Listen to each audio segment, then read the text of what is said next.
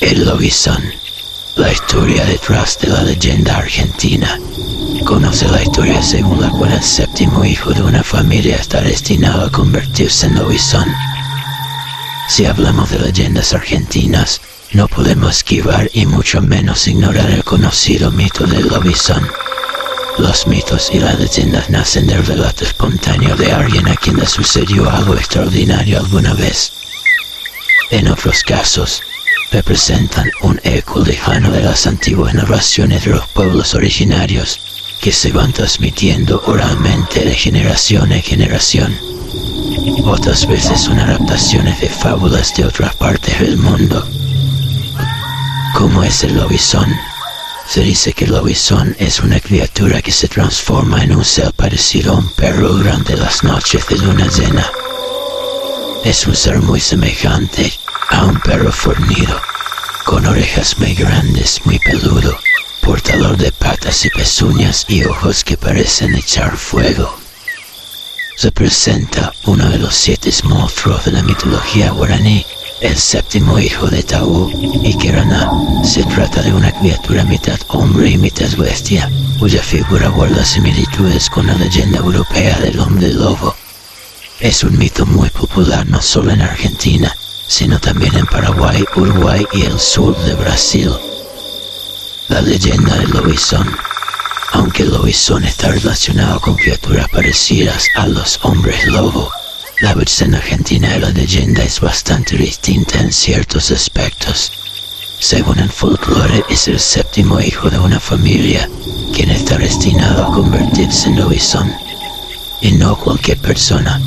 Si bien a esta criatura le gusta aterrorizar a la gente, a la medianoche sale en busca de seres humanos para convertirlos en lobizones, y logra asustándolos y luego pasando por debajo de sus piernas. La principal preocupación del lobizón es vagar por el campo o los cementerios en busca de comida. Durante el día, la historia es otra. Después de toda una noche de merodeo por los pueblos, cuando sale el sol, el lobizón vuelve a su forma humana, como si nada hubiera pasado. Una curiosa solución al miedo infundido por la leyenda. Curiosamente, esta leyenda se extendió tanto en los siglos XIX y XX que a veces las familias argentinas temían tener 7 hijos, por miedo a que el último se convirtiera en lobizón. Para calmar los temores, se promulgó una ley que convertía al presidente de Argentina en padrino de cualquier séptimo hijo. Esta tradición ayuda a convertir una leyenda espeluznante en algo más encantador, e incluso dio lugar a ceremonias presidenciales y reconocimientos especiales para los séptimos hijos. Al final, el lobizón se convirtió más en una curiosidad cultural que en una verdadera fuente de miedo, y a menudo se menciona como parte del folclore local, con un sentido del humor más que del temor. El lobizón.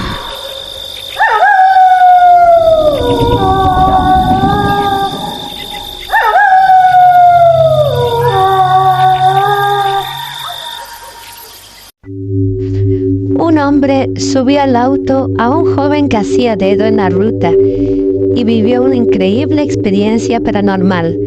El escalofriante episodio ocurrió en Santa Fe y se viralizó en las últimas horas. No sé lo que traje arriba de la camioneta, dijo el hombre completamente impactado por la situación que le tocó vivir. Un hombre levantó a un joven que hacía dedo en la ruta, pero cuando se bajó, un increíble detalle lo hizo darse cuenta de que era un fantasma.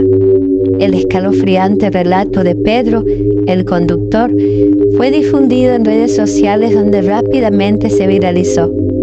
El episodio ocurrió el pasado lunes 26 de febrero por la mañana. Pedro contó que salió de Arteaga, una localidad de la provincia de Santa Fe, y en la ruta yendo en dirección a San José, vio un joven vestido con un uniforme similar al que usan los estudiantes de la escuela industrial. Él, creyendo que iba a estudiarlo, levantó. Vinimos charlando. Le pregunté si se bajaba en San José. Me dijo que no. que él me decía dónde se iba a bajar y me pidió que lo bajara en el cruce. Contó, ese cruce es un lugar de la ruta en la que para un lado está el acceso al cementerio y para el otro hay una casa.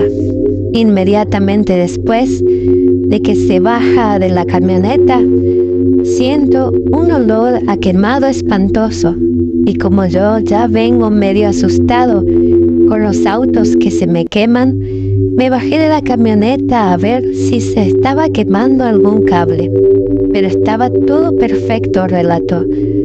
En ese momento que me bajé, miró y el chico no lo veo más en ningún lugar. Cuando me levanto, vuelvo a mirar y veo que el chico no está más en ningún lado. Empecé a revisar el interior de la chata para ver si había un desperfecto en el tablero o algo, y me encuentro con la alfombra de goma del lado del acompañante que estaba derretida, con la forma de los pies del chico, y entonces miro en la tierra para ver para dónde se fue esta persona, y no había rastro de que se haya bajado de la camioneta. No se ven las pisadas, no se veía nada, como si nadie se hubiese bajado, continuó. El hecho lo dejó atónito. Obviamente que no estaba muy tranquilo, pero por eso fui a la policía y radiqué la denuncia, contó. Pedro creyó que era un estudiante. Nunca imaginó que iba a vivir una situación paranormal. Yo lo levanto creyendo que era alguien que iba a rendir, pero no llevaba libros, nada. Después le pregunté si estudiaba y me dijo que no. Yo no le prestaba mucha atención. Yo lo traía como una persona normal y no sé lo que traje arriba de la camioneta, expresó. A la alfombra la quemó, la derritió, de ahí salía el olor. En el calzado debía haber tenido mucha irradiación, algo, no sé qué habrá tenido, dijo, completamente impactado por lo que le había pasado. Ahora veremos qué tipo de cosa rara era eso que estaba ahí arriba de mi camioneta, concluyó. La Llorona. Cuenta la leyenda que en un lugar lejano vivía una mujer junto a sus 3 hijitos. A esta familia le iba muy bien. Todos eran felices y la madre amaba mucho a sus hijos. Un día, en una noche de invierno, se desató una gran lluvia y ocurrió algo terrible. Aquella noche, el padre de esta familia regresó tras muchos años de haberlos abandonado. Sin él, ellos habían vivido muy feliz, ya que este tipo siempre estaba gritando y andaba siempre en borracheras. Por otro lado, castigaba sin sentido a los niños, así como también a la madre. La mujer rezaba siempre para que este hombre no regrese nunca más, pero lastimosamente fue lo contrario. Cuando llegó, este mal hombre tiró la puerta de una patada y gritó porque no lo habían recibido. Los niños, muy espantados, se escondieron y la madre, por defender a sus hijos, se enfrentó a su esposo, pero lamentablemente la mujer fue golpeada y se desmayó por varias horas. Cuando ella despertó, buscó a sus hijos por toda la casa, pero no los encontró, ni a ellos ni a su esposo.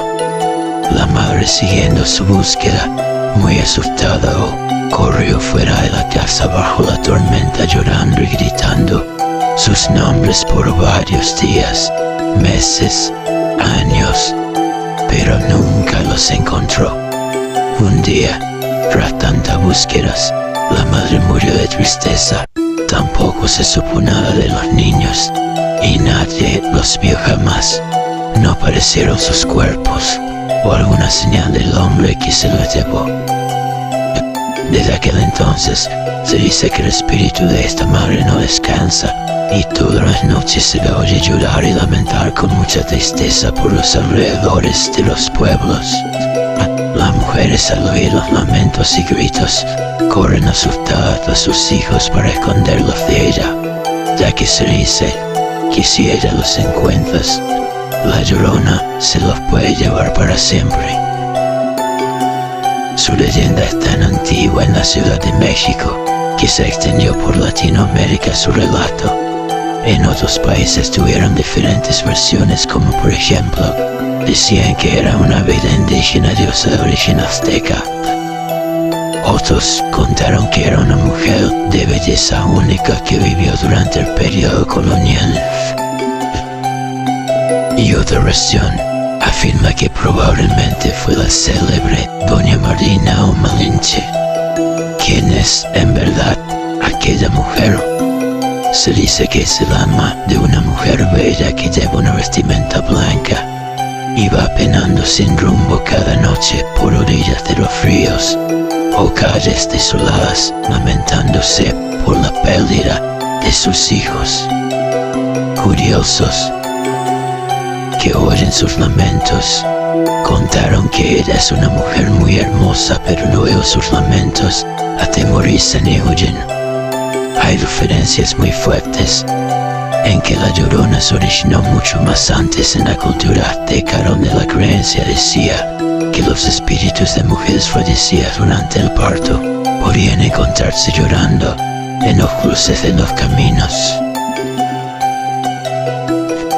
La mujer vestida de blanco que deambula por distintos lugares de México mientras se lamenta por la pérdida de sus preciados hijos. No importa si son ciudades o pueblos, en todos lados hay quienes aseguran haber escuchado su terrible lamento, o peor aún, hay quienes aseguran haberla visto. Sin duda, la Llorona es una de las leyendas mexicanas más populares y también es de las historias que tiene más versiones. A pesar de eso, todos coinciden en tener como protagonista a una mujer. La fuga tardía y las llamas agitaban como si quisieran escapar de algo. De repente, todo quedó en silencio. Ya nadie se reía, nadie hablaba. Solo permaneció el susurro de un viento frío que acariciaba nuestros rostros y movía nuestros cabellos. Entonces, como si se tratara de una película de terror, una mujer emergió de entre los árboles. Todos sabíamos de quién se trataba. Nuestros abuelos y padres nos habían advertido de su existencia. La Llorona. Cuidado con la Llorona. Traté de decirme a mí mismo que no era real, que no podía serlo, pero en realidad se hizo un surco que me impidió diferenciarla en el mito. La mujer gritaba y sentí que mi piel se estremecía. Miré los rostros de los demás y una apariencia extraña los había invadido. Sus cuerpos estaban quietos como si temieran llamar la atención de aquel ente. No puedo negarlo, yo también tenía miedo. Quise moverme, pero la Llorona estaba demasiado cerca de mí. Las penas simplemente no respondían. De pronto sus gritos cesaron y una calma tenebrosa invadió el ambiente. Sin embargo, el silencio no duró mucho. De pronto, la Llorona levantó el velo que le cubría el rostro como si se tratara de un rito.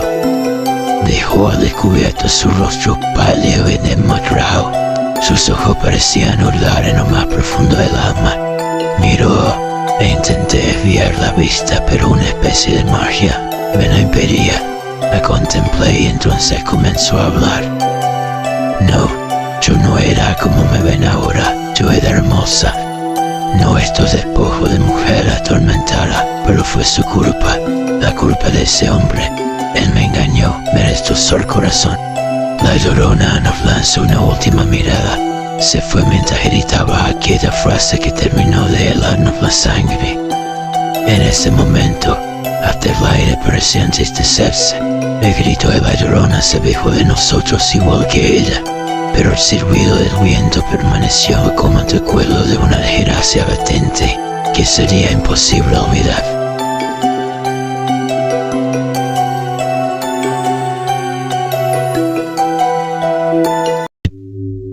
asesinado y reencarnado. El misterioso caso de Ravi Shankar. Ian Stevenson, 1918-2007. Doctor en medicina, bioquímico y profesor universitario de psiquiatría. Fue el experto más famoso del mundo en reencarnación. Dedicó 40 años de su vida a investigar más de 3.000 casos de niños que padecían de colbarvidas pasadas. O revolvió en una especialista en la materia. Particularmente chocantes fueron los casos en que los niños presentaban marcas de nacimiento que parecían heredadas de sus existencias anteriores. Sin duda, uno de los más espectaculares fue el caso de Shankar, que nació en 1951 en Kanwar, Uttar Pradesh, India, y que nada tiene que ver con el famoso gurú del sitar. Ravi afirmaba ser hijo de un hombre llamado Ashwa, cuyo hijo, él, en su anterior vida, había sido asesinado. Su padre actual nunca le creyó, motivo por el cual le propinó varias palizas. Pero esas palizas sirvieron de poco para que Ravi, con los años, quiso encontrar respuestas a esos extraños recuerdos. Incluso acudía de los antiguos asesinos aún le buscaban. Ravi tenía una extraña marca de nacimiento, la cual podía confirmar su historia. Una marca de corte de cuchilla debajo del mentón. La historia de Ravi coincidió con un asesinato ocurrido 6 meses antes de su nacimiento, el 19 de julio de 1951, cuando el hijo de Ashwar había sido asesinado por los hombres que lo decapitaron. Aquellos hombres habían sido parientes suyos en la realidad y habían querido heredar los bienes del señor Ashwar. Los asesinos fueron detenidos, pero a causa de un tecnicismo legal tuvieron que ser soltados. Un juez o jurado utilizó irrazonablemente un pequeño detalle de la ley para justificar un resultado injusto. Cuando Ashwar se enteró de lo que contaba Ravi, decidió ir a visitarle. Ravi, después de una larga charla con él, le confirmó que había sido su hijo. Incluso pudo darle detalles de su asesinato que solo conocían Ashwar y la policía. Ashwar intentó reabrir el caso, pero al parecer las autoridades lo denegaron por falta de pruebas, ya que las vivencias del niño no constituían una fuente demasiado fiable. Según el doctor Ian Stevenson, con el tiempo, Ravi fue olvidando esos recuerdos y al final ni siquiera guardó rencor a los asesinos de su vida anterior.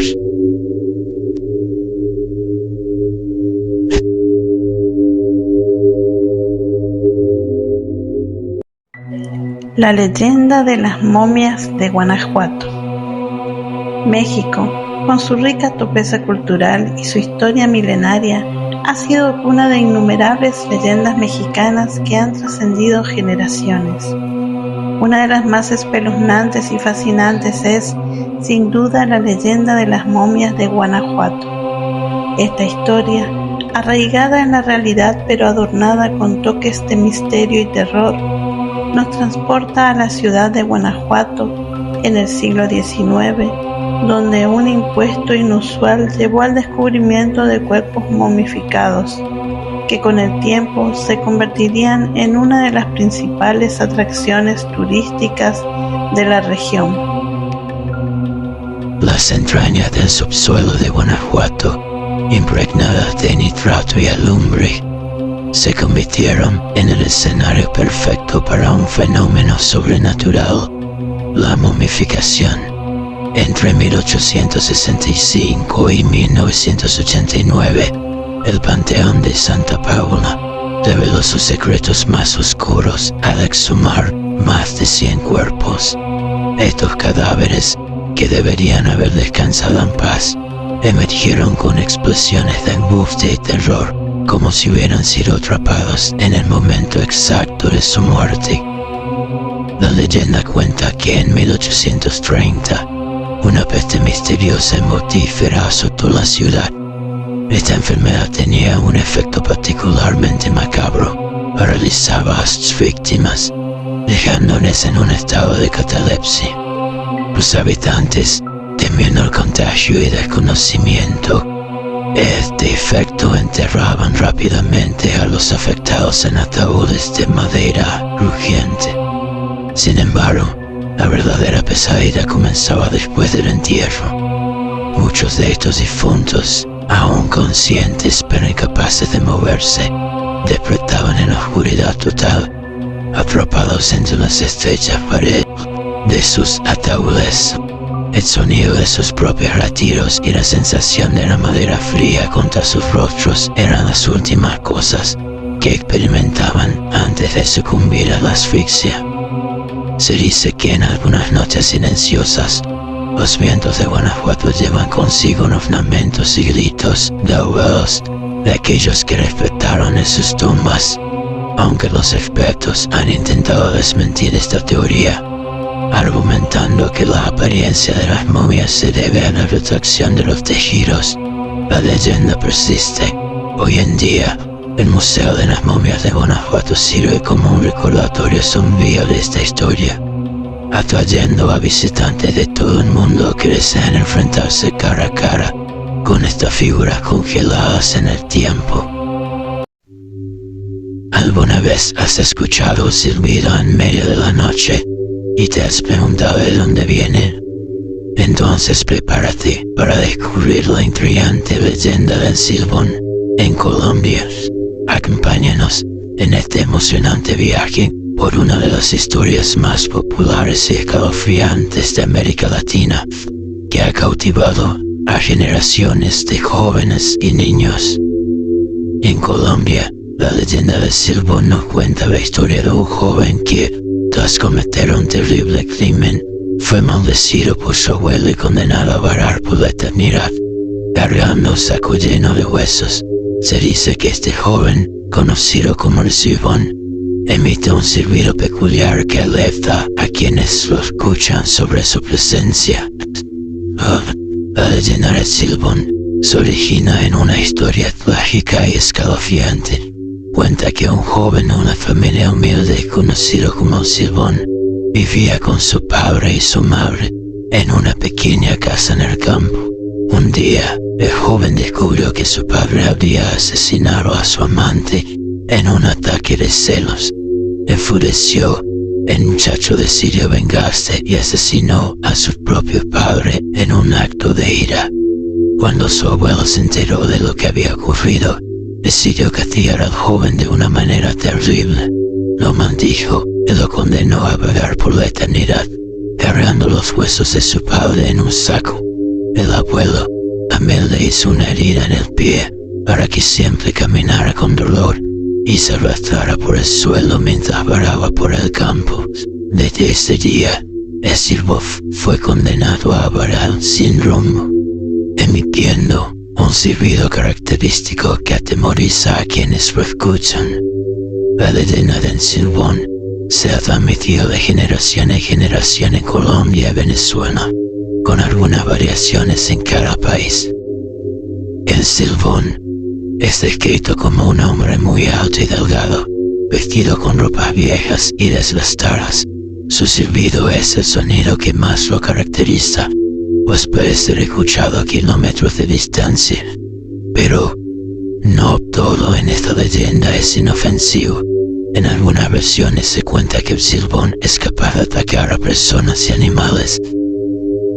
A lo largo de Colombia, la leyenda del silbón presenta algunas diferencias en cuanto a su origen y características. En algunas regiones, por ejemplo, se cree que el silbón fue maldecido por su padre en lugar de su abuelo. También hay variaciones en la forma en que se presenta el personaje. En ciertas áreas se dice que tiene una apariencia aún más aterradora, con ojos rojos y una sonrisa siniestra. En cuanto a los momentos en que el silbón aparece, algunas versiones sostienen que su presencia Es más frecuente durante la temporada de lluvias o en fechas específicas, como la Semana Santa. Además, es común escuchar historias en las que se menciona que Silbón puede ser atraído por el llanto de los niños o por las peleas familiares. En conclusión, la leyenda del Silbón en Colombia es una muestra del rico folclore del país y una historia que sigue presente en la mente de jóvenes y niños. Aunque pueda parecer escalofriante, esta leyenda nos recuerda el poder de las historias compartidas y cómo éstas pueden unir a generaciones a lo largo del tiempo.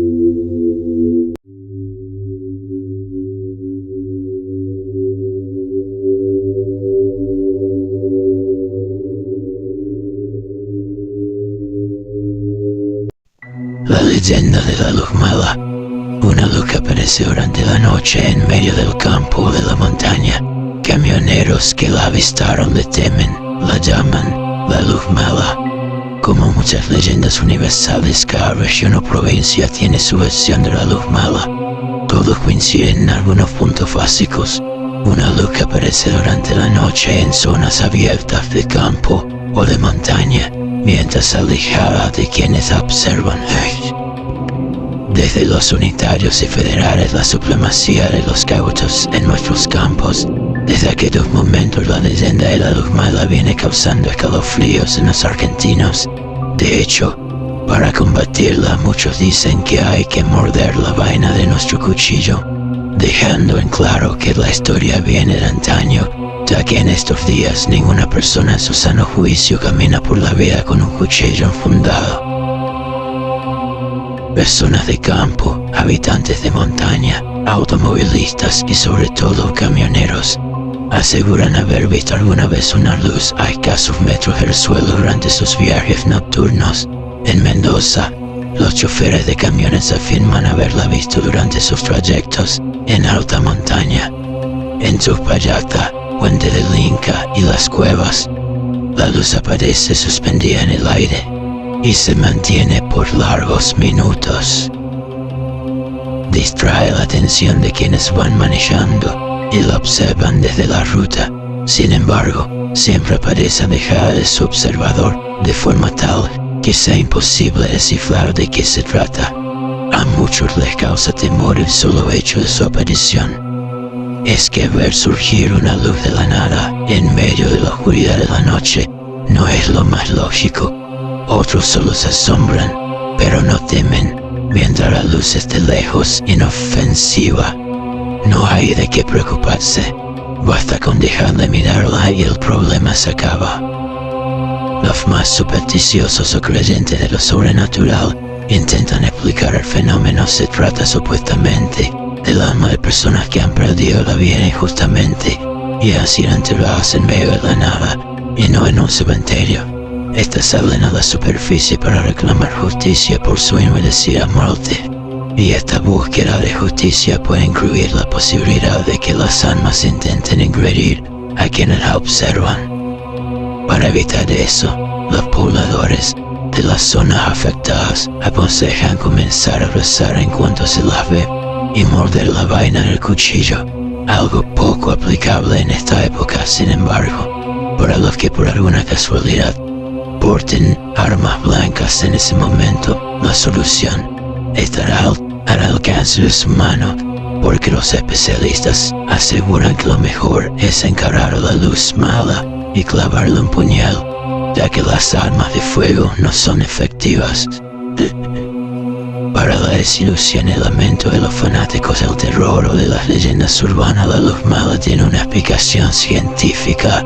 Según los científicos, se trata de un fenómeno químico de fosforescencia producido por la descomposición de materiales orgánicos sobre el suelo o enterrados a poca profundidad, pero además también puede producirse luces o destellos con el reflejo que la luna genera sobre huesos y restos fósiles de animales que suelen ser muy comunes en el campo y las montañas. Muchos habitantes de algunos pueblos perdidos en medio de la montaña aseguran haber tenido experiencia con la luz mala. Ninguno admite la explicación científica, afirma que saben de la tumba de personas sobre la cual ha aparecido la luz. Camioneros que transitan la zona coinciden con el relato de muchos pobladores. En definitiva, será cuestión de estar atentos la próxima vez que subas a las rutas mendocinas y te adentres en las montañas o en nuestro campo. Y si crees en las leyendas, ¿por qué no llevar algún cuchillo en la guantera del auto? La llamada entre la penumbra y la leyenda continúa siendo un fenómeno cultural que conecta a los argentinos con su pasado y su tierra. En las noches estrelladas, la tradición se aviva con destellos misteriosos que despiertan la imaginación y mantienen viva la llama de las historias que trascienden el tiempo, recordándonos que en la oscuridad la magia de la leyenda perdura.